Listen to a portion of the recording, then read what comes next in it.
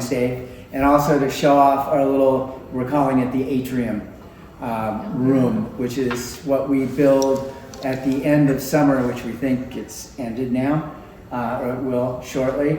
And it all comes down again probably in April would be my guess, if the weather warms. April or May, Yeah. yeah. So we garnered some more tables for winter because we just didn't have enough. Looks nice. Yeah, it does look nice. Anyway, And it's warm.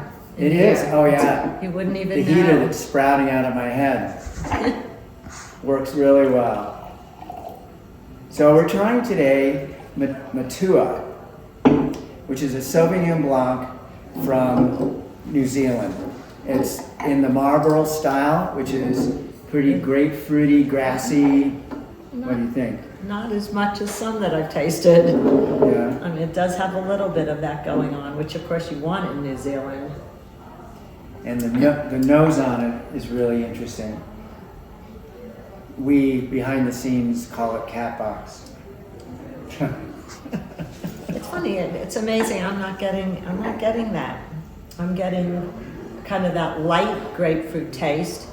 No, the cat box A is little in the grassy. nose. Is in the nose, not in the taste. I'm getting more fruit and citrus, but I get what you mean, a little bit like funky, but that's typical. But just to tell you that this, one thing really cool about Matua is it was started by two brothers, and their family always had vineyards, but there were no licenses back in those days. So this actually started in 1974 when the two brothers grew up and they really wanted to do their own wine, their own winery. So they bought this like tin shed in Auckland, New Zealand. It was the only place they could find that came with a license. It was impossible to get licenses back then. And this was actually the first Sauvignon Blanc, the first commercial Sauvignon Blanc in New Zealand, which I think is pretty cool. So, because now Sauvignon Blanc's so popular, but it wasn't back then. So they started the first one. And with the success of that little tin shed, which they made like 400 bottles, they started buying more land, and now they own land in Marlborough and other places. Are they still Yes. owners? They are still owners. Great story. Yeah, they are still owners. Now their children are into it, but I didn't realize that this was the first Sauvignon Blanc. So it's up here at the cafe. I think it's pleasant. Delicious. It is. Order his shrimp. Oh, And it's not over the top, as we said, with the grassy and the grapefruit, but it does have some of that, which is what you're looking for in New Zealand. It's quite nice. I think so. It's quite nice. Well, that's our white wine of the day. Give us a minute. We're going to highlight a Pinot Noir.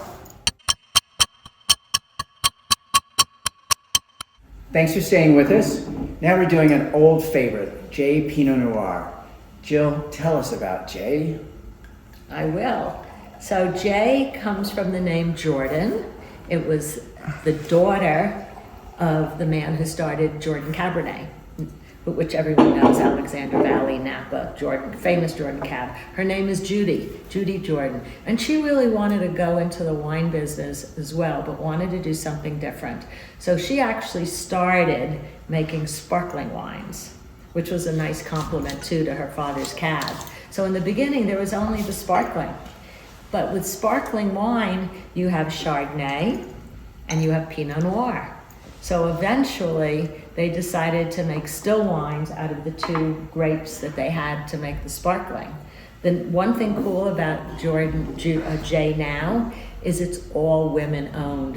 Women winemakers, women in the offices, women on the streets selling. This is all women right now, which is cool because women rule. At least they should, I think.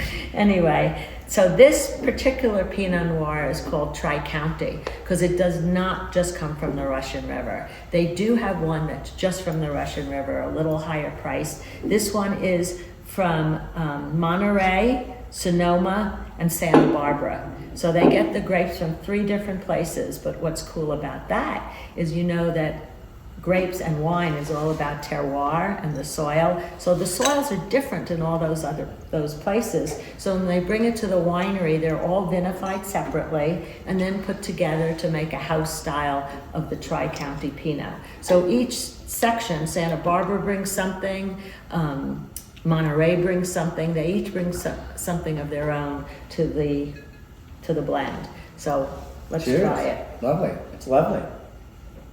Oh, yum. Yeah, this is lovely. Not too heavy, light. A little bit bigger than a norm. Do you think it's a little bit bigger than a normal Pinot Noir? Well, not. Or are you just I'm getting more fruit? No, I wouldn't say the word necessarily normal, but yes, like you said, more fruit. Uh-huh. You're getting more fruit, more dark fruit. Uh-huh. This is not quite as earthy as, like, say, a Burgundy or an Oregon Pinot Noir. Uh-huh. This is a bit more fruit forward, which is typical California. But it is not one of those that is so black and dark that you might think it's Syrah. Right. This is still tastes like Look at- Pinot. look at the color. But there's a lot of fruit in there. Against my shirt. But again, would be great with food and would be good with bigger food. Uh-huh. This would be good with a hamburger. This would Oh, be good yeah. with some kind of a meat or a roast chicken that had herbs on it. Mhm. So this would be good with all that. Nice. Nice. It's quite lovely. I've forgotten about it. Yeah, I've always been a fan. Jay makes nice wines. We have it in stock. And both wines that we've had today are out of Coco Man. Mm-hmm. The Matu would be about 12 on the shelf. This would be about 19, 20 on the shelf, and they have both of them out there too. And we have both of them here at the cafe. We do. We do. Reminder, Thanksgiving's coming up. If you're thinking about a private party, our little room out here, our enclosure is heated, and we can seat about 30, maybe 35 people out here for a private dinner or something, if you want to be out, kind of in the outside. And Christmas is coming up too. God, it just happened So fast. so fast. So fast. Can't believe it. Anyway, well, Here we are, in fall colors. In fall colors. yeah, yeah. Rob is hounding me to say like us on Facebook and YouTube. YouTube and Share us. subscribe. Share us. Anyway, Like and subscribe. thank you, Rob. Thanks for watching. See you next time.